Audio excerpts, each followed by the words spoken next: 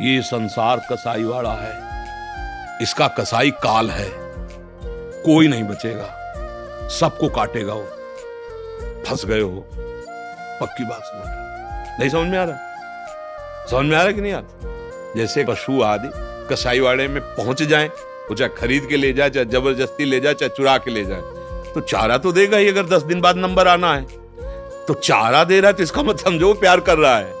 10वें दिन उसका नंबर है कि ये सब इतना हटने के बाद उन ऐसे ही हम तुम हैं। दूध दही खाओ, खूब फल फूल खाओ, चक्क शरीर बनाओ, और काल टाइम केवल देख रहा है। टाइम फिट हुआ, बोले चलती कार में आग लग गई, 5 लोग जल गए।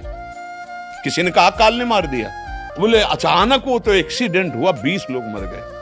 तुम्हारा निर्धारित समय है और तुम काल रूपी कसाईवाड़े में पैक हो चुके हो।